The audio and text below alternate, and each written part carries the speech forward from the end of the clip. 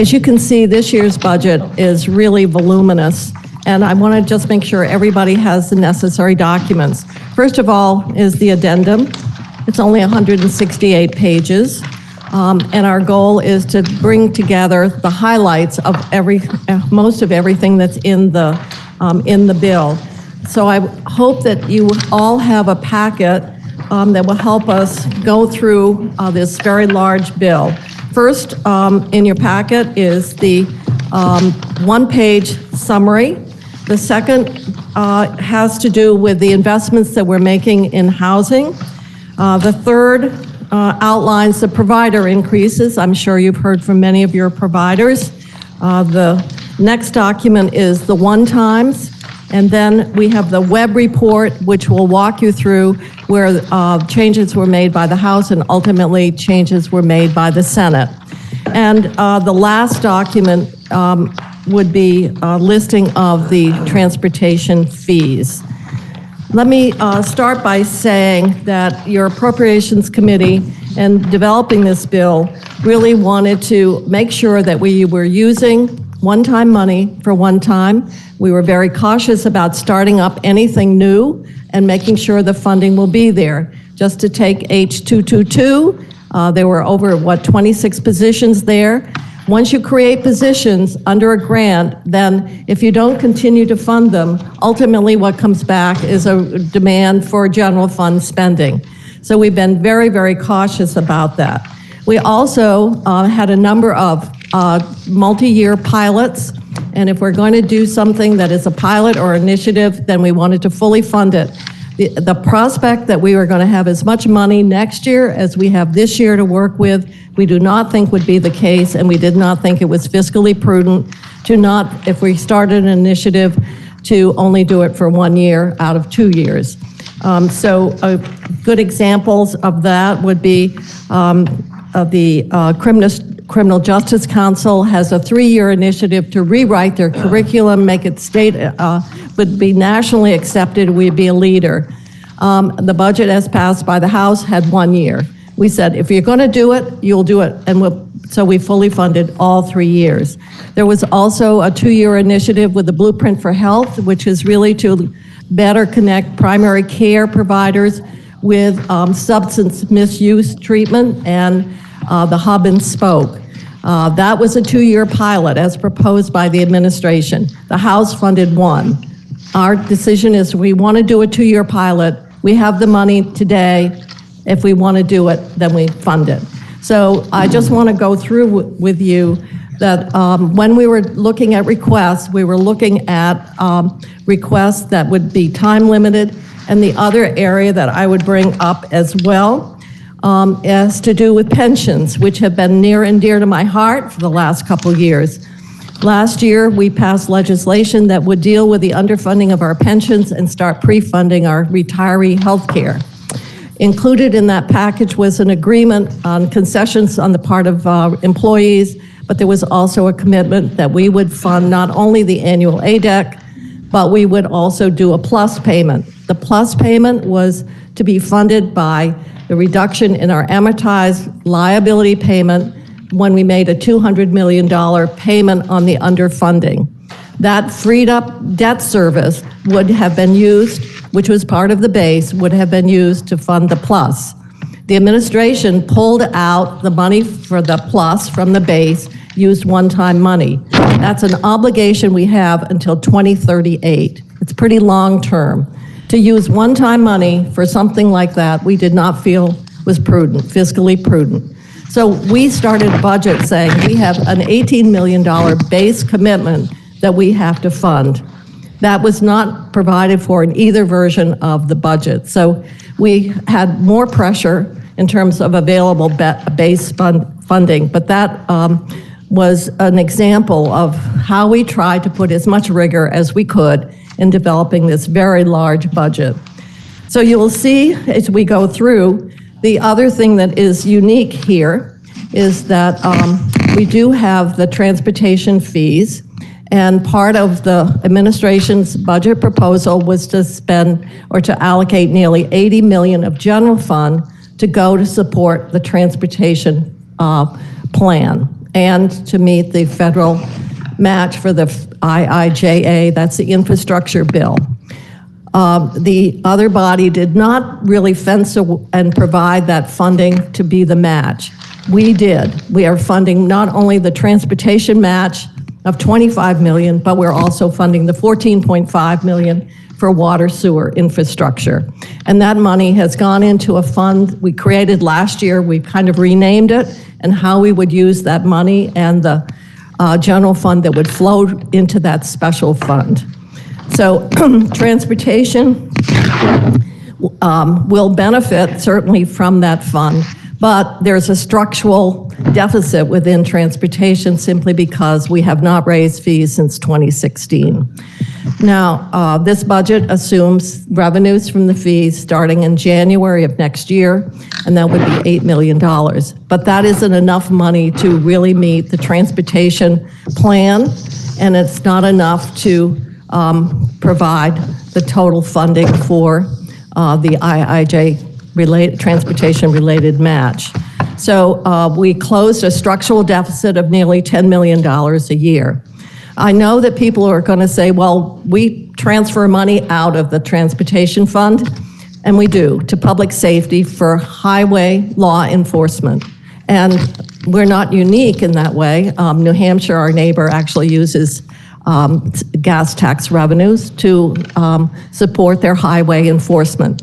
So in this case, it's a partnership. The DMV does motor vehicle enforcement for commercial vehicles, and the public safety does it for other accidents and other vehicle travel. The other area that we wanted to make sure money was set aside, and that is there's a high risk that some of the FEMA claims will be denied. The administration wanted to set aside, allocate $15 million for that purpose. We agreed. We said we thought we should recognize there was a high risk and the potential payout on the part of the state, or not payout, but we would not get reimbursement. So you can see what we're doing in terms of the reserves. Then we tried to move down, and that's essential services and critical infrastructure. There's a separate page on housing, and there's a lot of housing that's gone in over the years, and there's also a nexus to the BAA that we passed just several months ago, where we advanced money to VHCB, 27.5. We had allocated 2.5 of that specifically to help with emergency housing.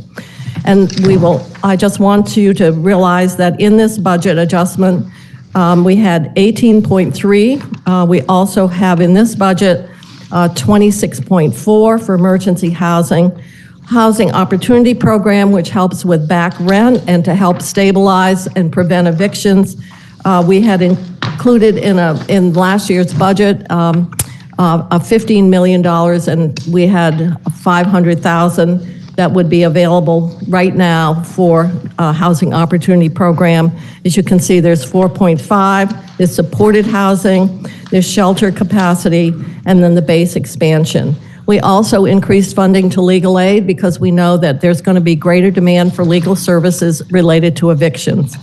And then on affordable housing, we had the base. Once again, last year, for years, we have not withstood the full transfer to VHCB from the property transfer tax revenues. In the budget we passed last year, we closed that not withstood amount by $10 million. The budget as proposed by the administration took that 10 million base out again and substituted one time. If there's anything we know is an ongoing challenge and need, it's housing. And so we put back into the base that $10 million, which is getting us much closer. I think we're now withstanding only $7 million of the full transfer. Also, we have in the BA, as I mentioned, the 27.5, and then we did 50 million, more money to VHCB, and we broke it into two categories, 10 million specifically to help us continue to make work and eliminate or reduce the reliance on motel rooms. As I indicated when we did the BAA, we've spent over $200 million for that, for motel payments.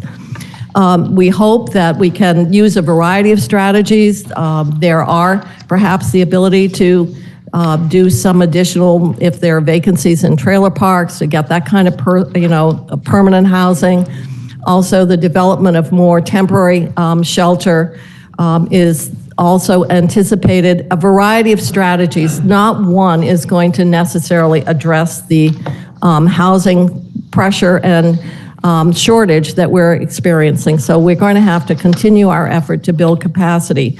And then there was something else that was provided, and we have in our cash fund, which we've given a different name, and that is we anticipate if there are revenues that could flow into that fund before the end of the year, that we would put $10 million toward a new program, which is a missing middle rental, and that's to encourage the development of rental property for that particular group of income Vermont households. So this is a one-pager that attempts to put in one place. I think that the challenge for us and for everyone is there's money going out in so many different ways that it's hard to look at it. What does it all add up in the aggregate? We also have obviously created out in the districts the teams that are working very, very closely with individuals who are in temporary housing. And we also would like to indicate that the program that we had with the pandemic in response to the public health emergency was fully federally funded. We're moving back to the world before COVID, and that is our general assistance program.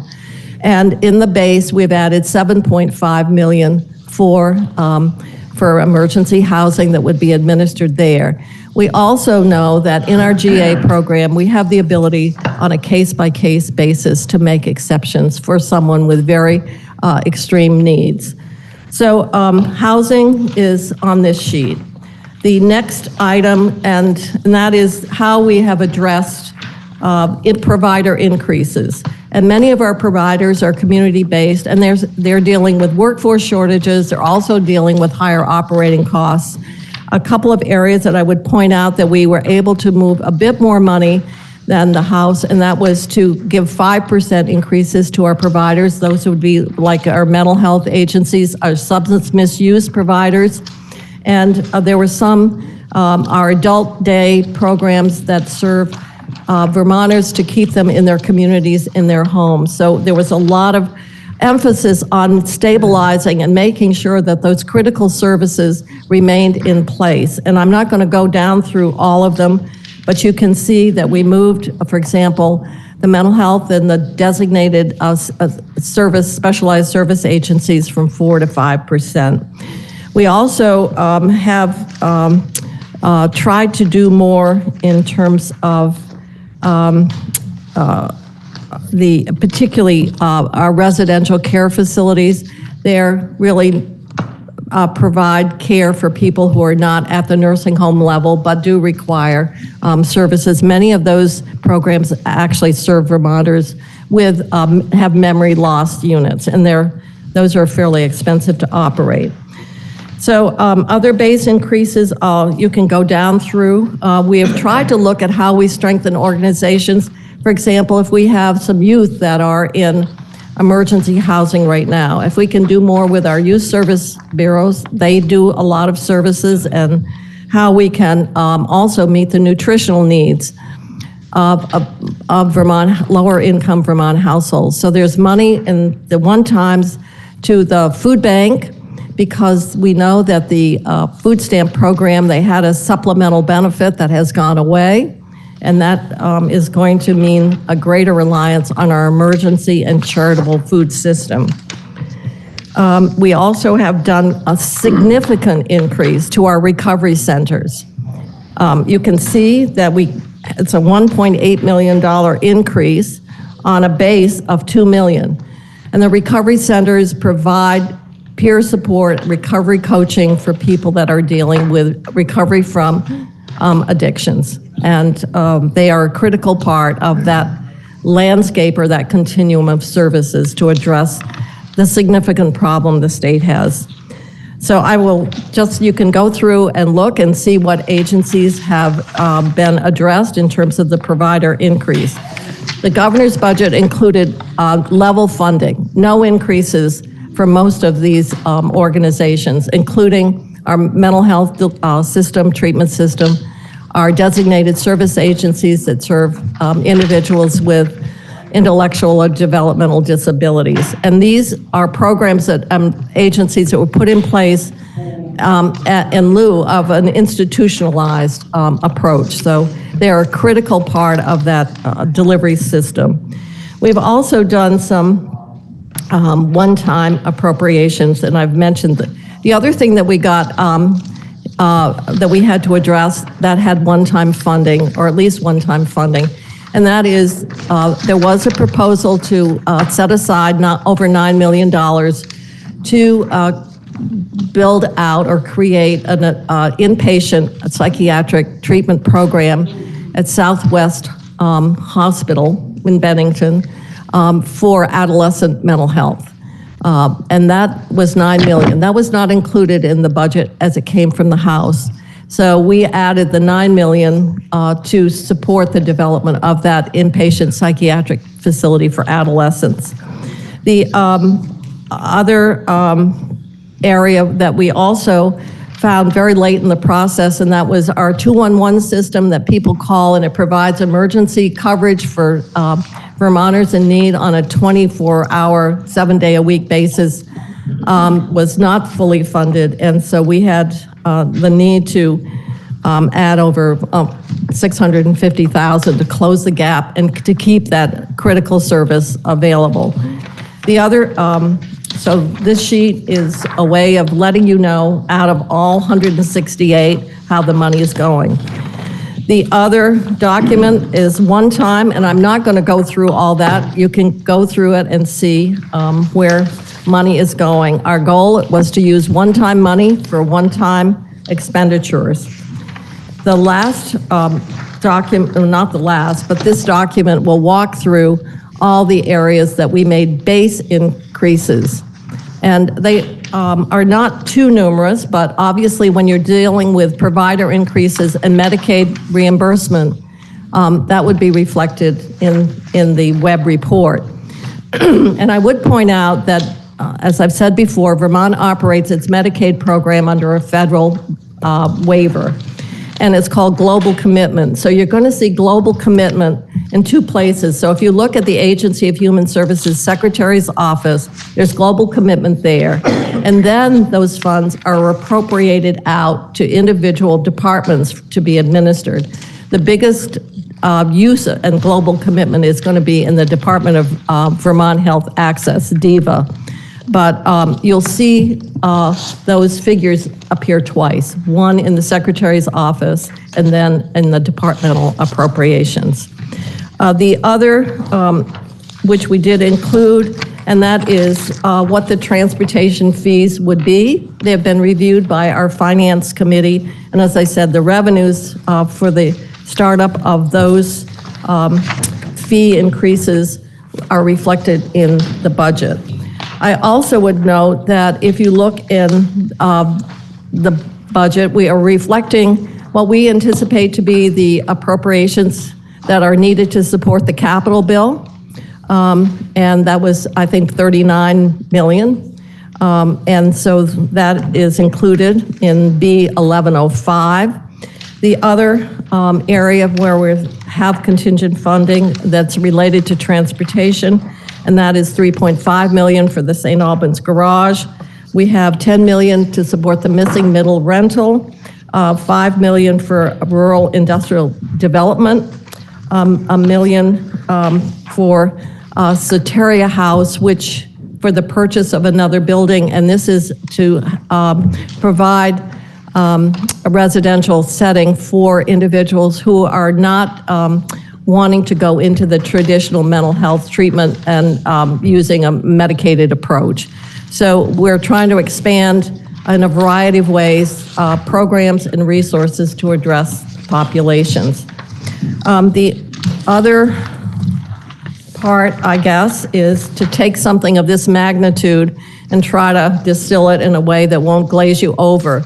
Your Appropriations Committee had public hearings, and the requests for funding over and above what we had for revenues was about $400 to $500 million. So we have had to go through a lot of requests and try to look at how we worked. We found one program that was getting money in 3 different places. We said, wait a minute, we have to look at how we move the money out. And so you're going to see some changes. Now, I would say that we had recommendations from a number of the policy committees that had appropriations that were requested or are reflected here. Some of those got changed based on what we had for money. One of the areas that we did change, for example, was in our Reach Up program. In the budget adjustment, we had $7 million for a higher caseload. In this budget, there's a 2-year pilot to really support and give incentives for parents to move from being dependent on public benefits into the workplace. There was discussion about the remote worker funding that came from, recommendation that came from economic development. And we divvied it up and said, we want to incent and support Vermonters who are not in the workplace, who have children and need to be able to work and support them. So we are trying to pair that 2-year pilot around employment with other support services that are necessary. For example, transportation. Sometimes when you go to work, you have clothing needs or whatever, to give greater resources to support that population. And our goal is, if we can have more parents not dependent on public benefits, then we could start to make some progress on the level of benefits that we provide to families on an ongoing basis. So there's a lot of interplay between different appropriations, what the work of the committee has done. One other area that came into the budget adjustment, and that had to do with organic farmers. And the House had put in the budget adjustment, it was so important it had to go in the BAA, and they had $9 million reserved. We said, no, we need more testimony and we need more time to develop the parameters of the program, and we could do it in the same time frame, but we just needed to not deal with a new program and budget adjustment.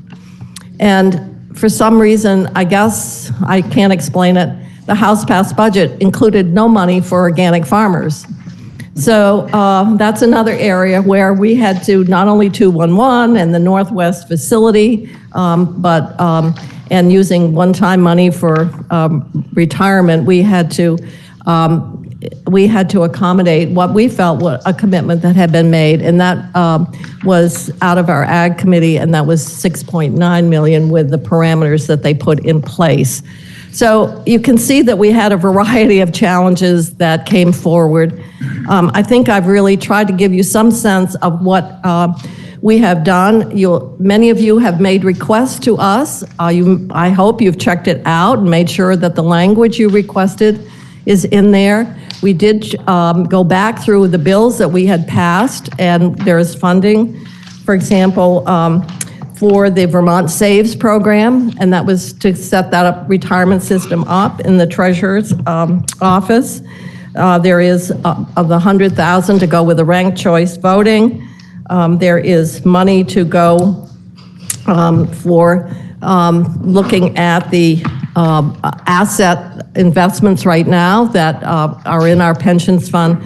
And also there was the school construction work that needs to be done, and we all know that we have a lot of, we're doing an inventory and what we need to do for school construction, and deferred maintenance is going to be very, very significant. So please look and make sure. We hope that we have managed to remember everybody's request. It has been kind of a crush between what we're getting externally and requests that we're getting from our colleagues. So with that, I think I'm going to just open it up for questions and see if I can answer them. Or if you want to take more time and ask a member of the committee, please feel free to do so. I think the plan is to have second reading tomorrow. So this gives an opportunity to look through the summary documents that help be the cliff note for this rather, well, kind of tome. and any questions that you might have. So I'm going to open it up for anyone who might want to ask me a question, or if I just put you in. Yes, Senator McCormick. Thank you. I guess this is a caucus of the whole, so I can call you Jane. Sure. That would be nice compared to some of the stuff I've gotten lately. We've been hearing on the news, some people are talking about like that this budget leaves thousands of people homeless. I presume that that's not actually the case, but could you kind of just go over what's happening with people who are Yes. present arrangement is ending? Right now, well, first of all, we've been trying to develop more housing. There's also the housing initiative, the VHIP, to do home improvement, and that brings apartments online. We have put, I believe, as of the BA, and you can go down in the, we have put almost $400 million into developing housing. As I mentioned before, we created this housing and utilization for motel rooms as part of a public health response to COVID, and we funded it with all federal dollars. What we're doing now is moving back to the federal dollars are gone. So the question is, what can we do, and how do we get the balance between emergency housing and the resources we need to build more and more units? So you can see that in a GA emergency housing, in the 24 budget, there's $26.4 million. In addition, we have VHCB with $10 million specifically targeted toward developing more emergency housing capacity. We had $2.5 million in the BAA for that purpose as well. What I was saying is I know that there's a great deal of concern about people that would be, for example, wheelchair bound, put on the street. And we've had discussions with the Agency of Human Services. They have put together teams in every office. They've been working because in the BAA, we actually had discussion about, with this federal money going away, what was going to be reasonable and how to address the reality of that loss of funding and the ability to continue that program. All the areas have teams, and what we hope and what we anticipate, and we are going to be hearing more, is how we will, first of all, what we will have for absolute fallback for emergency housing, and every community is going to have to think about how that's done. There are teams that have been created over the last several years to work specifically with this population. In addition, the GA program does have exception authority. And so cases that really represent significant need or health risk, depending on the individual case, they have the authority under existing rules to address that. Sometimes our estimates are not perfect. Sometimes we have to come in and put more money in the BAA, but we also know that one of the things that has happened, and there's been discussion and committees have taken testimony about the Oregon model, which is to buy motels and convert them into permanent housing. According to what I was told by the executive director of VHCB, Oregon has converted 19 motels. Vermont has already converted 13. So if you look at the population, we have used that model and we have more to do. The big problem that has been experienced is the sales price of these motels, because they're generating so much income, have gone up significantly. So to purchase them, and then what they can be done and what they need for maintenance has also increased. So we think that based on the testimony that we have and the commitment, that we've got a balance here between continuing to meet emergency housing needs and making sure that we are putting as many dollars as we can into the development of permanent or more shelter capacity. Other questions? Yes. Yeah, thanks. Two things. So first, thanks for putting the school construction language as well as the money in. I think we all recognize this is a bill that Senate Ed passed, as you know, prior to crossover. And since it's a must pass and I think a priority for all of us here, appreciate you advancing that for us. The other thing is I was talking to the chair of government ops prior to the start of this caucus of the whole, and she mentioned that dispatch again there's a study, Yeah. and I was one of the people that had heard a lot from constituents. I'm glad you brought that up. It was on my notes, but when I went through the budget, I've made so many notes, it's hard to, And I just want to know again. First of all, yes, one of the things that we did have in the budget last year was 11 million for dispatch. And our Government Operations Committee really rose to the occasion and had a bill. We know it's not going to make it through the entire process, but we did not want to stop the work that needs to be done to move forward on a statewide dispatch system. We know loud and clear that the Public Safety Department wants to get relieved of dispatch, except for themselves and for different agencies like AOT and state government.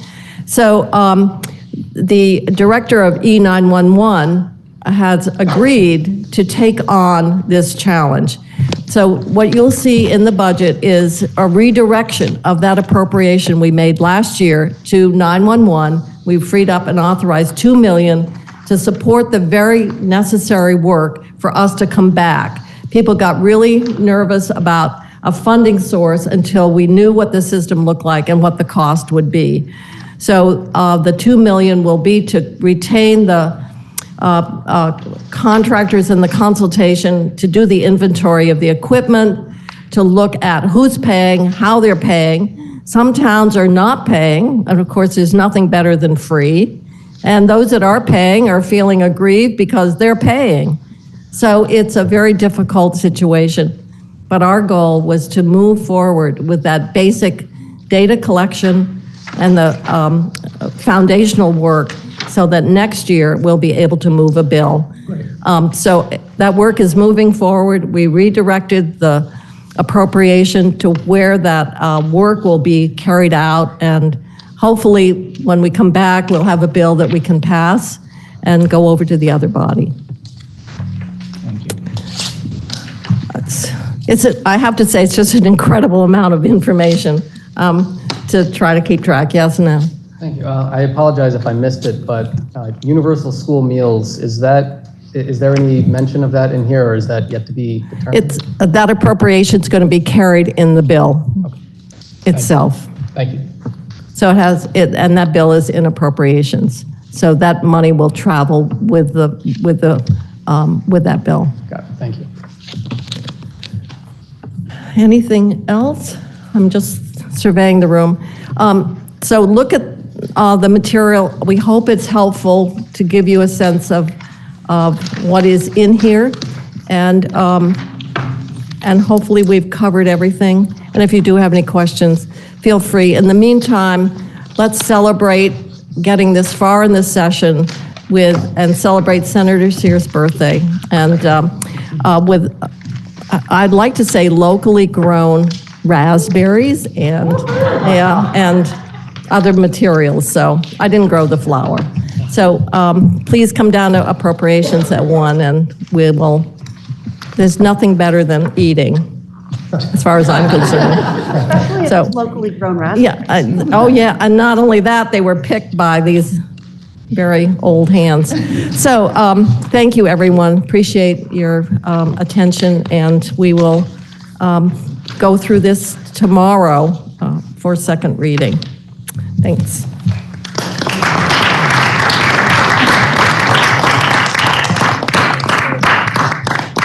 And again, if members of the Rules